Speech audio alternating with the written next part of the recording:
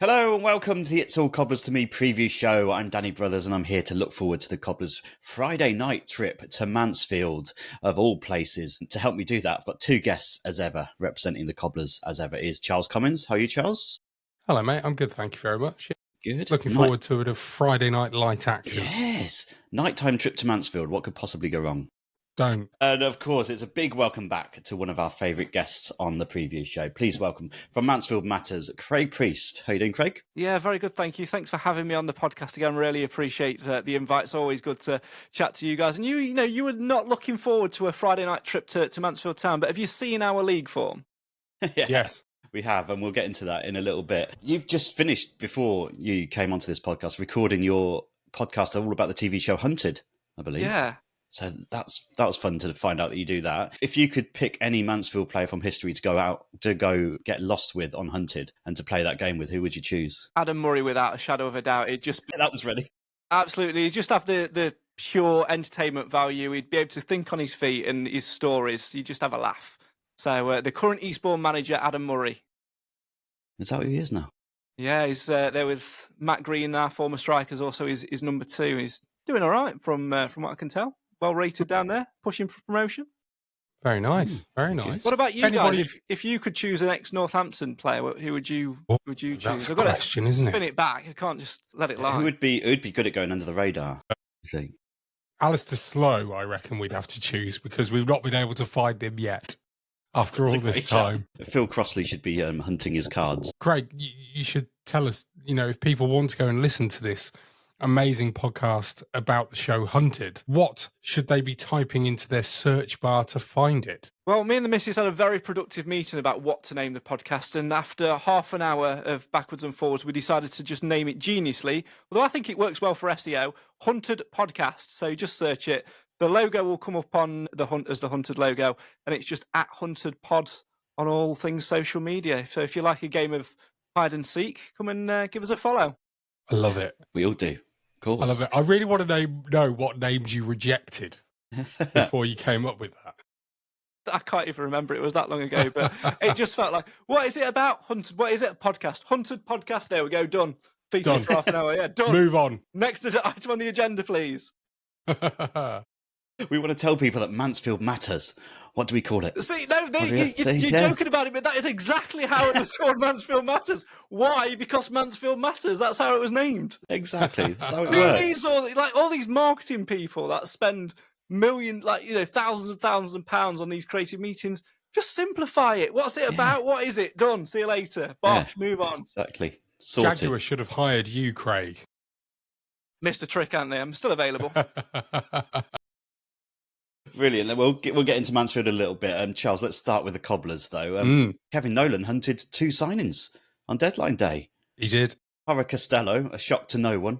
I think he was at the game on Saturday even. So he was pretty much known he was going to be coming in since Friday. So why they waited until, what was it, 4 or 5 o'clock was it when they announced him? Yeah, about 5 o'clock. Yeah, just dragged that one out. We knew he was coming, but in he comes. Pretty happy with that. I think a bit of pace up front. Yeah, a bit of pace up front. Hopefully some goals. You never know. Kevin Nolan so far, I know it's only 2 players prior to Dara coming in, but, his track record with signings has been pretty good with Liam Shaw and Tezza. So realistically, I'm expecting this guy to get 20 goals by the end of the season. Set the stall out. Set it out. Right out. No pressure, Dara. No pressure, Dara. No pressure at all.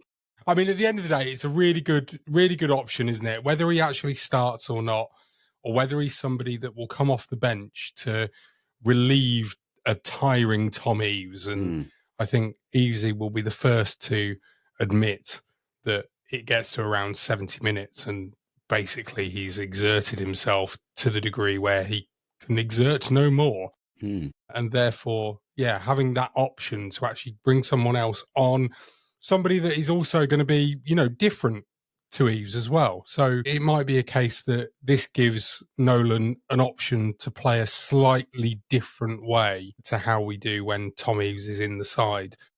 And bit of pace. Yeah. You've been crying out for it, mate. Well, here it is. He might even be a friend to Tom Eaves, like I've been crying out for. He might be his mate up there with him. That would be a lot of changes, though, right? Get him up to there. fit him in with 2 up front. Get him in there. I really liked, though, how it worked on Saturday with the 3 up top. Yeah, it worked a lot better, didn't it? That did look like it was working a lot better. And I think the more that you play like that, the more used to everyone will get, and partnerships will development. Can you call it a partnership if it's more than 2 people? A trio? Yeah, I don't know. Yeah. Trio. Enjoyable anyway. Yeah. Then, so we thought that was it. Then just about 9:30, the club told us not to go to bed yet. Yeah. I was in bed. I don't know about you. I was in bed. I sat up bolt in my bed thinking, who's this going to be? A few names flying about, weren't there? And likes of Tom Barkhausen were getting thrown around from people. It turned out 10 o'clock. Ben Perry announced on loan from Nottingham Forest. No one knew about him. He didn't do the rounds at all, his names. But he is, I believe, another midfielder. Slightly different to what we've got already. But again, Kevin Nolan looks like he's completely changed the midfield. And it seemed like that was his main target for transfer window. And he's done it. 3 midfielders in now. Then hopefully he's up to the standards of the other 2. But he seems a lot more on the kind of raw side. So we have got no idea what to expect from him, really, have we? I don't like to think badly of our football club, because it feels like when you're having a pop at, I don't know, your missus or something. But this does feel like a signing that, a name that was really far down the list by the time we got to them. Yeah, look, I know nothing about Ben Perry other than the fact that he's Nottingham Forest under 21 captain, and he's an attacking midfielder. That is literally all I know. One other thing that I know is he looks about 12 in his photograph. But apart from that, I know nothing about him. And so it would be completely unfair to, make any judgments whatsoever. I think at the end of the day, you've got to look at it as being a positive. It's another body in the building in an area which has obviously needed improvement. And as you say, Nolan has obviously pinpointed that particular area of the pitch as being somewhere that needed changes to be made. I wonder how much game time Master Perry, considering he's a child, will actually get while he's on loan with us. I don't see him, unless he comes in, he's a wonder kid. I mean, he could be, right? We don't know. Hang on, he's from Forest Academy, so don't set your stalk too high, lads. No, I'm Come not on. going to, Craig, don't worry. Come on. But I do think that, maybe he's going to be the option off the bench instead of Will Hondermark. Possibly. Yeah, I mean, it's just depth at the end of the day, really, for that one, isn't it? I think it felt very much like we need someone in there, and he's got a list, and he's working his way down it, and he's gone for it. But yeah, it makes you wonder, though, what this means for the likes of Shoeshane and Hondermark. It does, yeah. You'd worry for him. I'm surprised that Shoeshane didn't go back in that case, to be honest. Well, I mean, the rumour that I've heard is that we wanted to give him back. Brighton basically said, we'll only have him back if we can find somewhere else for him to go. They couldn't find anywhere else for him to go by the looks of it, and therefore he's still with us. Rumour, don't know that for fact. But, I mean, if that is the case, then you do kind of think, well, we're not going to be seeing Shoeshane again. I mean, he's not even been in the squad, has he, the last couple of games? So, yeah, maybe that is Shoeshane. I mean, let's be honest. Sorry for saying this, but if Will Hondermark is getting in ahead of you, then Charles, you're not thought of that highly. Absolutely outrageous. He says he's sorry, but he's really not. Because I get it. There's so many comparisons with Mansfield squad at the minute. I get exactly what you've just said. Sorry, Will and Sammy, if you're listening. I'm sorry, because it's really mean to say, and we're not that mean on this podcast, but it just feels like I'm really annoyed by Will Hondermark at the moment. The lad can't even just hold on to the ball for more than 30 seconds most of the time. He frustrates me. Look, I will always get behind him when he's on the pitch. Of course I will. But I spend most of the time shaking my head when he's on the ball, or 30 seconds that he's been on the ball. I then shake my head afterwards. There you go. Can't believe you hate Will Hondermark, Charles. Do you know what? Hate's a strong word, Danny. It is. Didn't deny it, though, did you? Right, speaking of hate, let's get on to Mansfield. Terrible segue. Terrible. Worked for me. You came to Sixfields, won 2-0 at the start of September. The end of September. Things were looking pretty rosy at that point. You'd had a really, really good start. I mean, you'd think you'd only lost one in the first sort of 10 games you'd go on to after that. But after that, it's gone a little bit downhill. There's been clumps of the season where you've lost 4 or 5 in a row and you've come back into form and then gone out again.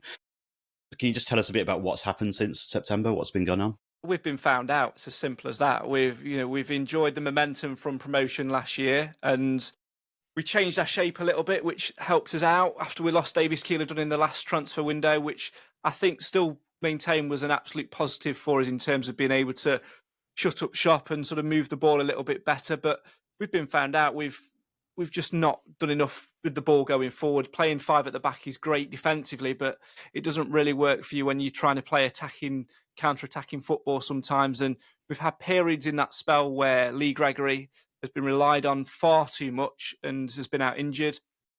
Evans, for the best of his ability, he's a real trier. For any club that he'll go to in his career, fans will absolutely love him, but he's not had the experience which other players of his age have had within the Football League. So he's still coming to it very new. 2 years ago, he was working on his parents' farm in Wales somewhere before he broke onto the scene in Newport. So it's a very interesting transition. So to then put all the weight on his shoulders didn't quite work. And we went a spell where I think we didn't score for 3 games in the league. We failed to register shots on target in a lot of those games. And we were having a little bit of bad luck because we were playing well collectively and we had a few sort of difficult results. Like we went to Wickham, played them off the park, then conceded a daft goal out of absolutely nowhere and lost 2, whereas we should have come away with a point. There was other games in there as well. 1-0 up at Bolton. Hiram Boateng then does a Hiram Boateng and gets himself sent off. And the game completely goes to pot. So there's little moments within that spell, probably up until New Year, where we were playing well but not winning games.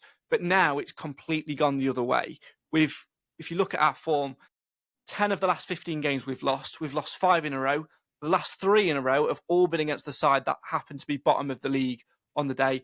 And we've barely registered shots on target. We've barely looked like performing in the second half, and the confidence has gone through the floor. Throw into the mix injuries to key players. Desi Ojalaja, or Dave as we effectively call him on the podcast, is out injured and he's a massive loss at the central of the 3 central defenders. And then you look at some of Nigel Clough's comments in the press and you just think, oh my God, what are you doing? Because he's saying he feels the lowest that he's ever felt in 26 years of management. It's not really inspiring the players. And we come out and we start a game really well, but we know in the second half, we just don't seem up for it. And we have that problem, which seems like you guys have as well, where you can't get past the 60-minute mark in terms of pace in the side. And teams have just found us out. And do you know what? I'm not overly concerned. I will be more concerned if we don't get at least a point from the next 2 games. I think probably 2 points as a minimum would be fantastic, because to lose 7 on the spin would be absolutely horrific. And that is relegation form. And then you need to start talking more seriously about changing the manager. But what did I say to you guys when we came on earlier in the season, when we were talking about expectations? It stays the same. And that is finish 5th from bottom. Anything above that is a positive. And we're well on course to do it. Yeah, it feels a lot like the position when we were around about this time last year, where we seem like we've got enough to stay up. We're in a mid-table position, but then form starts to drop off a bit. But you were talking about being found out, and especially in the last 3 games, Cambridge away, Crawley at home, and Shrewsbury away. All struggling teams, like I said, all teams bottom when you played them. What particularly about this kind of last run, this last game of 4 or 5 games where you've lost them all, what particularly has it been that has been found out about you? Just the bare basics and the lack of ability to be able to do them. We play that system with the centre-backs, and what Nigel Clough likes to do is encourage the right side centre-back and the left side centre-back to push on up the pitch. That's fine if you've got the ball. You hold your run until you've got the ball and you're in a good position to do it. I can't remember which game it was now. I think it might have actually been the Shrewsbury game most recently against 10 men, where Bailey Cargill's left side centre-back, Jordan Bowery, former striker, right side centre-back, they're looking to bomb up the pitch when Ian Flint's got the ball, but he's still holding on to the ball, and we're not making the right runs at the right times, and we're getting exposed as a part of that. The Cambridge one, for example, it was something as silly as, not picking up markers in the box. We didn't deal with a long throw. We didn't deal with balls over the top. And what we don't do well at the minute is have that instinct to go and shoot, barely registering shots on target. And the Nigel Clough mantra is try and walk the ball into the box. We just lack that little bit of fire. So it really is just doing the basics and not doing the basics well enough to cope. Charles, when you're hearing this from a Cobblers side of things, from an opposition fan, lost 5 in a row, do you get excited about Friday night, or does this kind of turn into Cobblers law and you start thinking it's got to turn around sometime and it's usually against us, especially for Mansfield? Yeah, that is exactly how I feel. There is no part of me that is just thinking we would go there and, this will be their 6th defeat in a row. It would be, I mean, look, every football fan believes that their team is the one that will always end the poor run of form for any opposition. But it does feel like over the years that it's been us in particular, not just with Mansfield. I mean, go back a few years ago, Leyton Orient hadn't won away from home in a year. A few years ago. It's got 30 years now. Yeah, it probably is actually, isn't it? But yeah. You know, they don't want to wait away from home for a year. Came to us, won, then didn't win away from home for another year. Came to us and won, and you just like things like that stick, don't they? And as much as obviously the players are completely different, the staff are completely different. Probably, you know, even like the chairman is completely different, and all of that kind of stuff. Us fans, we're not, and we still remember, and it's one of those things that you just can't help yourself but think the worst is going to happen. I mean, it's Mansfield as well. I mean, we have got so much history with this team and not getting, I don't want to say not getting what we deserve, but there's that one game where we definitely didn't get what we deserved. And then the rest of the time, you kind of look at the standout results and you just think, yeah, we got battered at their place, and that's not nice. And regardless of the fact that, you know, there won't be, I mean, apart from Sam Hoskins, nobody else will be in the team this Friday that was in that team when we lost 4-0 and Dean Austin said stupid things afterwards and then got himself sacked. So, I mean, memories won't be necessarily long-lived there, but I can guarantee you, right, that Sam Hoskins has probably turned around and told somebody will have asked Sam Hoskins and will have gone, what's all this about Mansfield then? Why is it seen as being a bit of a bogey team, blah, blah, blah. And then there's the playoffs as well, aren't they? The second games. And Sam Hoskins will have turned around and been like, well, this happened. It's like American Pie with that one time at Bandcamp, that one time at Mansfield. Yeah, except it's not one time; it's multiple. Yeah, so I'm as confident as I am. I think with most games, I'm probably as confident as I was at the weekend, and that wasn't hugely confident. There was no overconfidence there whatsoever. I always believed that we could get a win and a result. Believed that we can go and get a result against Mansfield, but there is also a little bit of realism and negativity within that, if that makes sense, because of the history. It's the trepidation, and it's the... Trepidation is exactly the word, Danny, that I did not use. It's certain grounds, isn't there? And I think I've heard some people say on our Patreon Slack channel this week they're not going because they don't want to go back there again after the stuff that's happened before, which I completely get. I'll be on the buses though, so I'm excited. I want to lay the ghosts to rest is what I want to do on Friday night. Craig, let's talk about the transfer window then. A couple of good signings for you on the deadline. Caelan Vickers in from Brighton on loan, striker, and Jordan Rhodes, who everyone will know, 34 years old, in from Blackpool on loan. Is that what you needed, or would you like anything else to have been done? It's a really interesting one with where we're at the moment. I think Jordan Rhodes is obviously a great signing and what you would probably put under the banner of a signing of intent. Definitely fits into the Nigel Clough mantra of being over the age of 32. You know, he likes his players to be in the 40s. I think he'd like to probably be the manager of a Masters team one day. But the big question will be whether or not he can play centre-back or wing-back, because that's probably where Clough might look to utilise him, as he does expertly well. No, Jordan Rhodes is a great signing. We definitely needed somebody up front. As I mentioned earlier, we've struggled to get shots on target, let alone score any bloody goals in the recent games.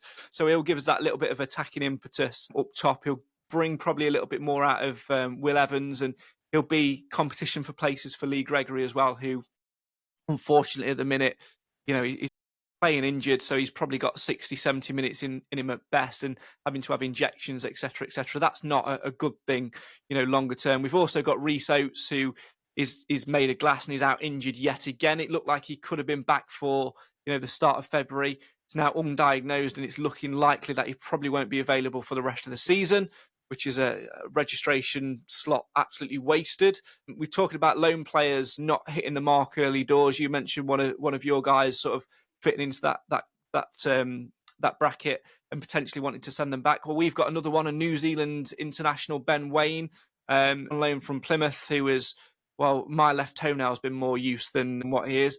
He's not had the chances, to be fair, but when he has, he's not really impressed, and I struggle to see how he's an international. It's probably the fact because it's New Zealand, really, which says a lot about the standard of football, but he's not really had the chances, and the case in point is in games he's either not been on the bench and not been selected for the squad, or he's been on the bench, but Nigel Clough has decided to use Stephen McLaughlin as a striker, as an option rather than him, who's a left wing back, and the aforementioned Jordan Bowery, who Clough never plays up front. He sees him as a defender now, but he'd rather stick him up front than give Ben Waine a chance. So Caelan Vickers has been brought in to sort of fill that slot, and Ben Waine will go back to being there if we need him.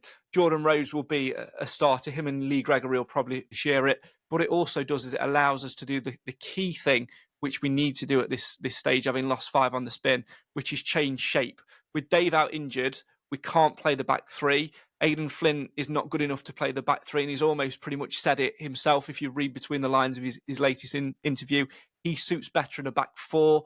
So we'll look to potentially change shape, maybe go back to the diamond, which worked so well for us in League Two. Now we've got Vickers in, who can probably play that DKD role, or my preference would be go for a 4-3-3. But in terms of deadline day additions, I felt that we did need one more, because right wing back is a major issue for us. Elliot Hewitt, bless him, is a phenomenal player and he's a great signing for any club. However, since his injury a couple of seasons ago, he's not been the same player fitness-wise, and he'll give his all, he'll wear his heart on his sleeve, but he cannot get past 60 minutes in a game. He really starts to struggle. And then the only other options are there are Jordan Bowery, who I feel sorry for him because he plays every position. Every position's different. Or Lucas Akins, who is not the option at right wing back. So we could have done with something there. The quandary is George Williams. Obviously, George Baldock, who passed away a few months ago now, played with George Williams at MK Dons. They were very good friends. As I understand it, our George took it very badly. Hasn't trained at all since. Hasn't featured in the matchday squad. Has barely been around it. Nigel Clough says he's there if we need him, or we do need him, but we won't utilise him because we've got to look after him, really, it's an interesting one. But the football fan, if I take the heart away, which is hard to do, as a person, as a human being, if I just bring the football fan out of me for a second, that's a registration place which we could have done with to bolster the defensive options. So be interesting to see how it plays out. But the fact we did bring 2 players in is huge, because Nigel Clough pulled no punches, and make no mistake, if you watch his interview back after the Shrewsbury game, he says we need to try and get 1 or 2 in because we need some legs. He was asked what position. Any position, we just need legs. And that was a dig at the board to make some signings, and it's paid off. That's interesting, though, isn't it? That he said any position. He didn't care where. No, I mean, it sounds like he'll just play players in different positions anyway. It's the Clough way. Doesn't matter if you're a striker. First question, don't say in your interview, I can play left wing back, because you'll play there. We're going to be seeing Jordan Rhodes at right wing back then on Friday night. Anything's possible. It's not this interchanging positional thing that Pep does. It's just Nigel Clough. Get him right back. Get in there. Before we go to a break, I wanted to talk about Nigel Clough a little bit, because you mentioned earlier in the season, when we spoke before, that he was potentially planning on leaving at the end of this season. Is that still the case? Is what you're hearing from that side of things? It is, and I think that is actually what's causing the problem at the minute. It's really difficult because he will leave a club legend. He'll probably get a stand named after him, and rightly so, for getting us, we've had 4 fantastic years under him, and still this season it's been great. It's just the position that we're in at the minute makes it a bit frustrating. But when you're looking to try and build a squad, what Clough's done historically is build his squads in January for the following season. The transfer window before we got promoted was the key to that. We've not done that this time around. And there's a feeling of we're just ticking over. And the more games that we lose and the more interviews that he does, I get that sense that he's just ticking over until his contract's up at the end of the season. And it doesn't make it an attractive proposition for A, the players that are currently here in terms of what their future lies. A lot of them are out of contract in the summer. Or B, any players looking to come in this window, be that on loan or whatever. We need to have that security as a club, as a fan base, to be able to move forward, because if we're able to plan for a future, we're able to know whether that's going to be without Clough. Is that going to be with his backroom staff, who play a massive part in it as well? We don't know. It's just all up in the air. And I just think having that little bit of knowledge and security will sort of give us that lift that we need. There's a fans forum in a couple of weeks, which will probably get cancelled if we lose the next 2 games, as these things quite often do. And that'll be one of the questions which is frequently asked. What's happening with your contract? Are you staying? And I guarantee his answer will be, I'll stay as long as I enjoy it, or until my wife says it's time to retire. Is there potential that you move if you do lose the next 2 games before that? I don't know. I think as a football fan, looking at on paper, you'd have to say any manager that loses 7 games in a row, if that's the theory that we're going down, would have to be sacked. It'd have to be, because that is, you've gone from 4 points outside the playoffs or whatever, plummeting right down into a relegation battle. Something would have to change, and that would be the logical thing. But this is Nigel Clough, and if anyone's going to pull you out of it, it's going to be Nigel Clough. And for all that he's done, I don't think that the Radfords would do it. I think they would just say to him, stay until the end of the season, try and keep us up if you can, and what will be will be. I don't think they would look to terminate his contract. I think they'll put that decision on him, which, I already think is a bit of a bold move anyway. But in 2 games' time, if we are in that scenario of having lost 7 on the spin, as much as he will be a forever legend at the club, serious conversations need to be had. We can't just keep going, but it'll be all right because it's Clough. Not how football works. Yeah, no, definitely. But they might take a look up at Carlisle and think, Carlisle have got a managerial vacancy. They might need to act, because certain Keith Curl might be going in there. They might think, let's act quickly act, because Keith's going to be gone soon. You're going to miss your chance to get old Keith back in.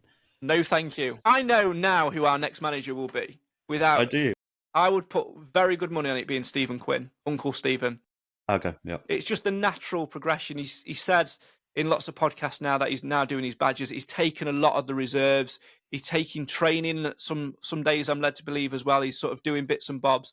So the natural progression would be to allow Clough to retire, maybe into a director of football role at the end of the season, which is a little bit more hands-off, but critically keep his backroom staff in place. So his brother would stay as recruitment. Gary Crosby would stay as the scout/assistant. Andy Garner, first-team coach. All of that infrastructure stays as it is, with a natural progression of the elder statesman in Quinn coming through. So put good money on it now. I would be very surprised if the next manager of Mansfield Town was not Stephen Quinn. Yeah, it sounds like you need just a little bit of clarity there in terms of what's going to happen, and you can all move forward, I guess, after that.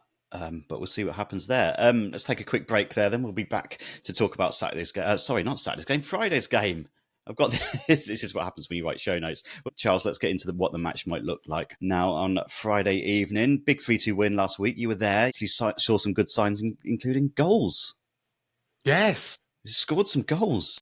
We Incredible. did score some goals, and not just any goals, but very corkers. Nice ones. Yeah, some really nice ones. I mean, I know, we wax lyrical about the third goal, and Hoskins is smash, let's call it. But I mean, Tom Eaves's finish was delightful as well. So I mean, I'm really, I'm still over the moon by it, to be honest. It was a fantastic performance. Up until about 75 minutes. And then got nervous. After then, we got nervous, but we dug in and we hung on. So if we take one thing into this Friday's game, it's got to be confidence in the fact that we've been able to go and take a side who are riding high in the playoff places, and I mean, at least 3 times rip them apart. And that is going to give our players confidence. And I think one of the things that, we don't struggle with is, our away following backing the boys on the pitch. I would not be surprised if we create, along with the Mansfield fans, but I wouldn't be surprised if we create a really, really good atmosphere on Friday night and really, and that will probably lift them as well. as I said, I'm not going over the top and I'm not getting overconfident, but I just think that this is an opportunity for us to go and back up Saturday's win with another 3 points potentially. You've got to go into this high on confidence and positivity, I think, after last Saturday's result.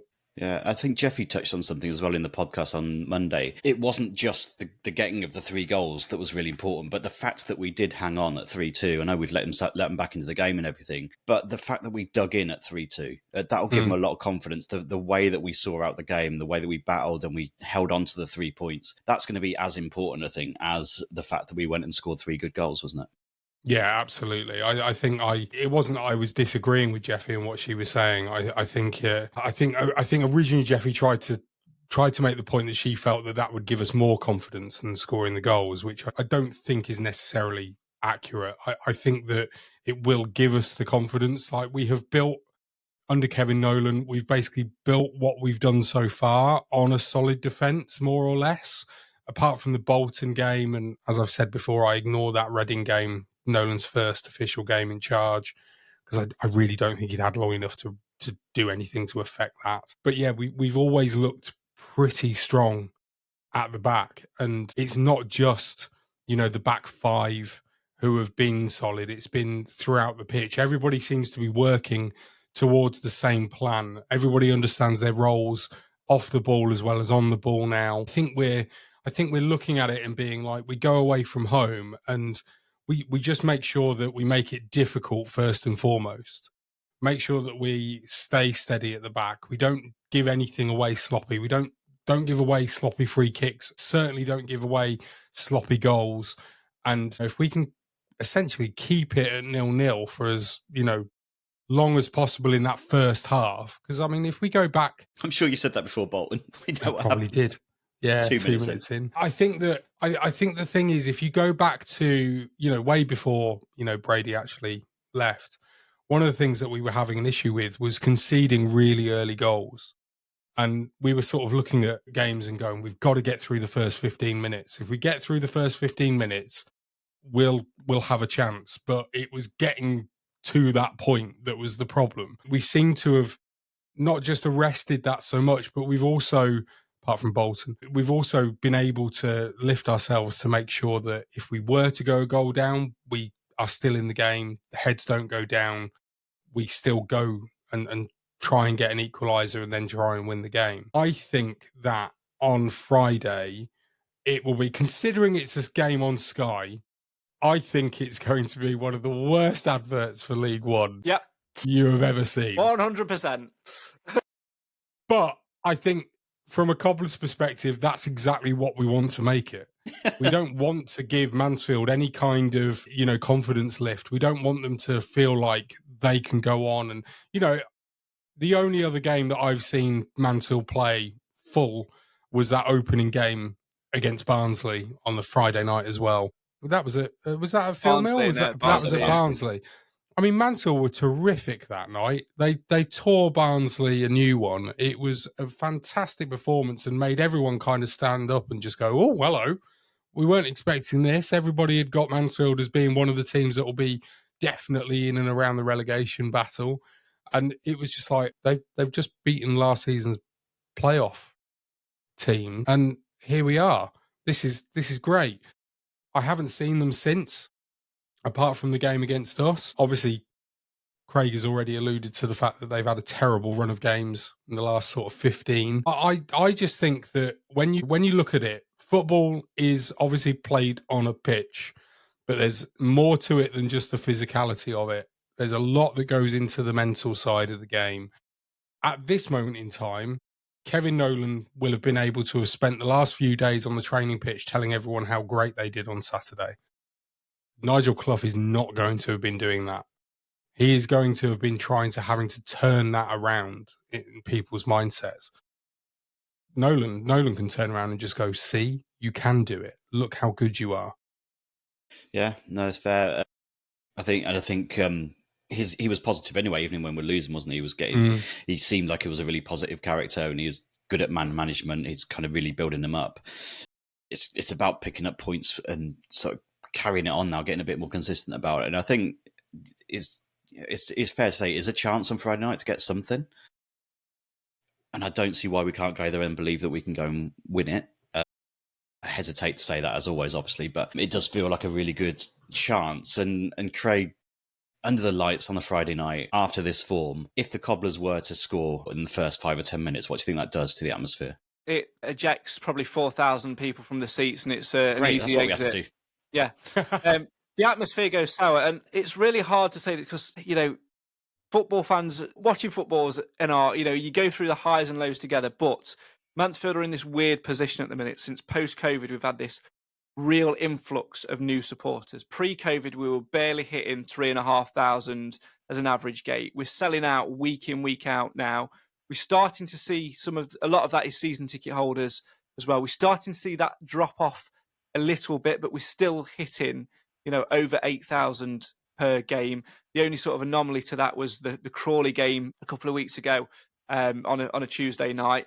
We barely managed to scrape over 6,000, so there was a bit of a drop off. But what that does is when you get a whole new fan base who've only been used to seeing this Mansfield side under Nigel Clough enjoy good times, they have no idea how to react when the proverbial hits the fan, and that is the problem at the moment. They were booed off for full time at Shrewsbury. They were booed off in the previous game. Frustrations are starting to get there, and where Mansfield and Clough sides thrive well is when there's a good, positive, bouncing atmosphere. You felt it for yourselves. If we don't start well in the first 10 minutes of the game, the drummer will stop. He'll give in. He'll put his feet up. He'll probably go downstairs and have a beer. Probably should get ID'd for it, but that's another thing for another day. And all the singers around, the atmosphere will just drop and they'll end up on their phones watching YouTube videos. It needs to, when the lows are there and when it's not quite happening on the pitch, that's where the players are looking up into that top corner thinking, come on, create an atmosphere. I'm hoping that the atmosphere you guys will create behind the goal will spur our fans on a little bit to have that bit of banter to get the atmosphere going, because when our atmosphere is good, the players respond, but when it's flat, and you can really feel it. And that's exactly what Mansfield do not need right now, is to have that negative atmosphere. I sit back and think, as long as we finish fifth from bottom, it's great. When we're playing poorly, sometimes it's frustrating, but I also remember being in the conference and, playing in front of, 50 fans or whatever, 3 fans travelling from the away team. I've seen the lows, and trust me, this ain't low. It's nowhere near low, but that's the problem, isn't it? Each season goes on and you forget what's happened in the past. So we just need our fan base to be there. In terms of on the pitch, it's funny listening to what you were saying about, we need to do exactly what you've said in terms of what you need to do. So I've got a feeling that it will be one of the worst adverts for League 2 football whatsoever, but also... League One, Craig, don't do yourself down. There. Come on. It'll be a brilliant advert for League 2. I know. Yeah. It's been a long day. Horrible advert for League 1 football, but also viewers that are watching on TV might wonder whether they're not watching football, but in fact they're watching a weird episode of First Dates where you get 2 very timid people not knowing what to say to each other on the first date, and it's just sat in awkward silence. That's exactly what it's going to end up being. We don't want to attack because we want to stay firm at the back. You don't want to attack but you want to stay firm at the back, and it cancels itself out, and we're all bored by half time. Craig's First Dates podcast coming soon. Yeah. What do you think it's going to be called? Let's go. First Dates Pod. First Dates podcast, obviously. Come on, guys. Let's collaborate. Let's do this. Who's going to be the player that's going to give us the most problems then, if you can pick one out? I think it'll be the new lads. I think that, they're going to get thrown in. Clough has made no hesitation, no bones about the fact he's going to make changes on Friday night. He's that frustrated at the minute. We've brought in fresh legs to come and play. So we're going to throw the 2 new lads in. Jordan Rhodes will want to get off to a good start. Of course, he's not had a great season thus far at Blackpool. I don't think he's scored for Blackpool this year. So he wants to get a goal. He wants to get that monkey off his back. And Caelan Vickers will want to come in and go, I'm not here to make the numbers up. I want to come here and prove that I can play at this level. So there'll be a bit of pace, a bit of energy. So I'd watch out for those 2. And then I'd probably say it'd be the other players as well. I think sometimes when you bring new blood in, it'll be those who have gone, oh crap, my position's up for grabs here, so I need to step up. So players like Lewis Reed, who've not been on it for the last few games, he'll realise there's another midfielder in the building now. I need to step up my game. Players like Will Evans, he scored at Shrewsbury, but other than that, he's not really had a great run of games. He'll go, right, we've brought another 2 strikers in, another 2 attacking players. and need to step it up. But also the experienced pros like Jordan Bowery and Bailey Cargill that have been thrown under the bus in interviews by Clough. They'll want to go, I've got a point to prove here, so we're going to step it up. So I'd be watching out for the more experienced pros, those who've got something to prove rather than the new blood. Nice. And if you were Kevin Nolan in the Cobblers dressing room, tasked with getting us to beat this Mansfield team, what would you be saying? Get in behind and be patient with your attack, because after 60 minutes we've got no pace. Try and hit us on the counter, try and suck us in, lull us into a false sense of security, and change tactic. You know, Gareth Ainsworth, I've got to take my hat off to him on Saturday. They started with a formation to try and counter what they thought we'd play. We switched it up and played something different. They did the traditional signal to the goalkeeper to go down and have cramp, which happens after 20 minutes in every game across the country. And all of a sudden, they changed formation and we couldn't get the ball off them. So it will just be about being reactive, but also getting to the stage in the game where we're tired. When we're tired, go and hit us. And I think the key thing, you mentioned the word earlier, mentality. Go and silence that crowd, because when that crowd is silenced, it speaks volumes. Yeah, absolutely. Well, let's hope we can do that, Charles. I'm really looking forward to it in a weird way. Hopefully, like I said, lay some ghosts to rest. Come home with some points. Let's get the score predictions then. Charles, I'll come to you first. Score Friday night, Sky. I'm going to go with a really positive 2-0 win for the Cobblers. Oh, that is positive. 2-0 win. Who's getting the goals? Well, Tom Eaves is getting a brace, obviously. Oh, yes. It's his game, isn't it? Rob Duncan will hate me saying, because on our bonus episode, the League One Lounge, the weekly game that Danny has brought back, Charles versus the Patreons, I pick a goal scorer, a patron picks a goal scorer. I've chosen Tom Eaves for this week. So, yeah, there you go. I'll be chewing extra loud. Well, I won't be, but I'm sure you will be at home if that happens. Obviously, I'll be on the pitch. Craig, correct score prediction from yourself? I have to back Mansfield to bounce back at home. 3-0 win. However, you want to offer me a goalless draw now and the most boring game of football you've ever seen? Yes, please. It's all right. We'll just clip the 3-0 prediction. It's all good. Craig, before we go, I believe you've got a game, as always, as is tradition. You ask for it. This is the only reason you invite me on this podcast. It is. No one else brings anything. No, so this, I have to. Last time we played What's in Craig's Bucket. Yes. And we had John Joe O'Toole's hairband. Yes. And we're not going to play What's in Craig's Bucket this time. I've been inspired by Clive, a fellow podcaster on our panel, to do a little game called Five-a-Side. So I've got 5 former Cobblers and Stags players, so players that have played for both. I'm going to give you clues one by one, and they're going to start off hard and get progressively easier. So the first clue, if you guess it after that, will be worth 5 points, then 4, and so on and so on and so on. So if you think you know who it is after the first clue, use your name as your buzzer. I'll come to you, and if you get it, you get points. So you're playing against each other. So are we good on the rules so far? Can we come back in after we guess the first time, or is it if you get it wrong, you can come back in. Seeing as it's you guys, Clive didn't allow that, but he's a bit more stern than me. I'll allow it. So the first one, the first clue for 5 points is: I was born on the 20th of January 1965 in Stranraer. Oh, 1965. That's an oldie. It's an oldie. An oldie but a goodie. Scottish as well. That's what I'm thinking. Next clue, 4 Yeah. points. Despite a registration error costing the Stags 2 points, I'd go on to make over 100 appearances for the Stags. I mean, it costs the Stags 2 points. Does that mean this is way back when there was only 2 points per win?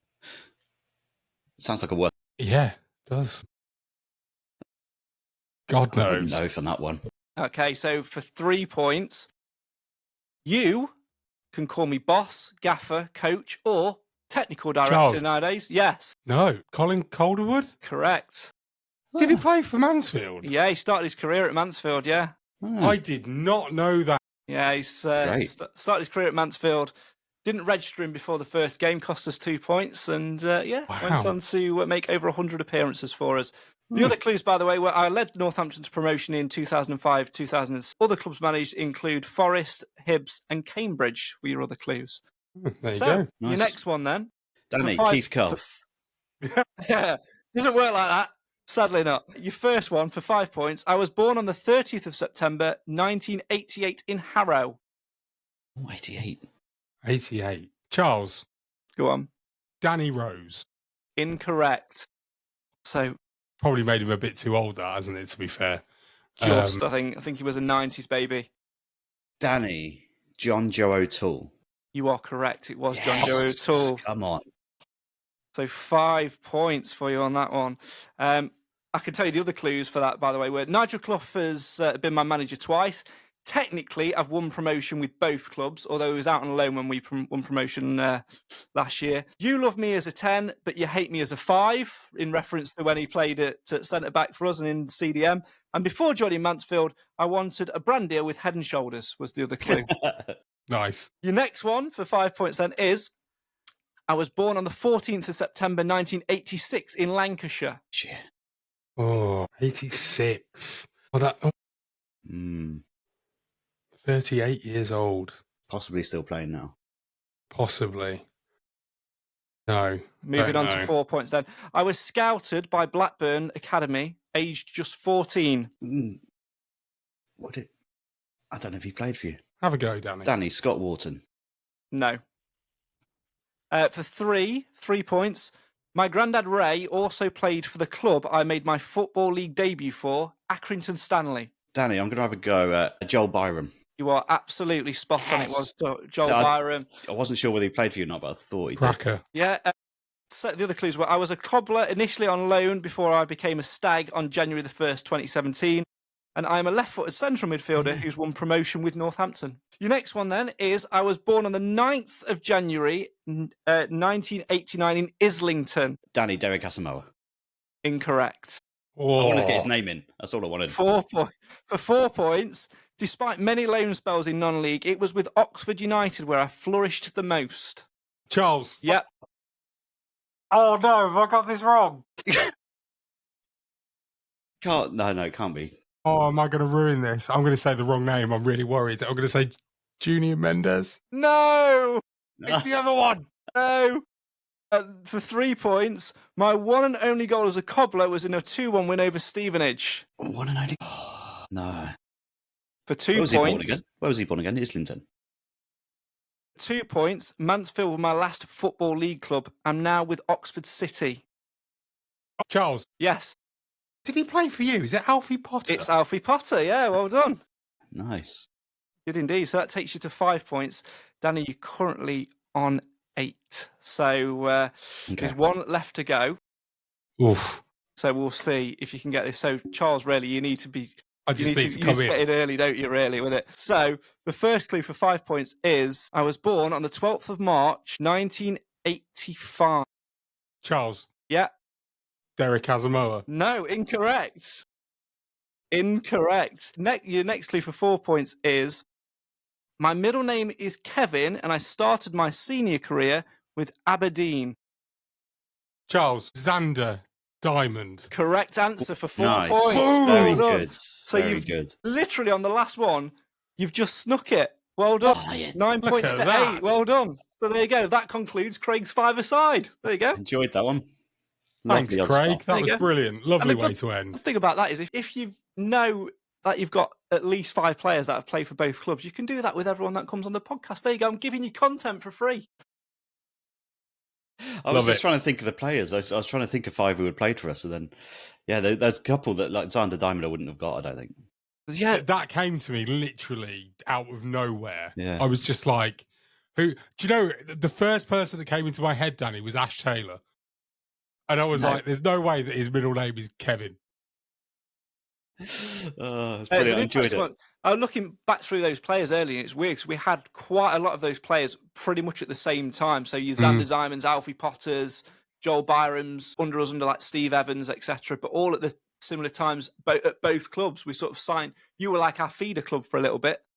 Yeah. I mean, let's take the opportunity, I suppose, just to remember Lee Collins as well. Absolutely. Because, I was Yeah, going to definitely. put his name in, but I didn't feel it was. yeah, It was no, absolute- absolutely. It was an absolutely top pro as well, Lee, and it just highlights, sadly what happens with mental health in the game. So, yeah, much loved at Mansfield as well. He was, Carlo.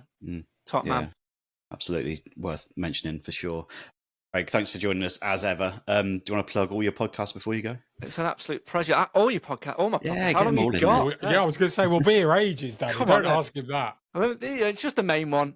Craig's Big Mansfield Brother Matters. podcast. Yeah, all of that. No, just at MTFC Matters on all things social media. You'll find us. Come and join us. We're a friendly bunch, really. And after every show, at the end of every show, there's a stupid quiz. If you like crap entertainment, we are the place to be. Fact. If you want more crap entertainment, support the podcast on Patreon. Patreon.com/cobblers to me. You get bonus podcasts like the League One Lounge and access to our lovely online community of Cobblers fans. Charles, thank you. Thank you, As mate. ever, good luck to the Cobblers on Friday night. Really looking forward to it. Best of luck also to NTFC women who have an absolutely huge game to look forward to on Sunday at Fernie Fields as title rivals Loughborough Lightning are in town for a 2 p.m. kickoff. Please do get down to the Furnabout to cheer the team on for that one. It is a humongous game, so please do come on down. We'll be back on Monday with our review of the weekend action. Thanks for listening as ever, and we'll see you next week.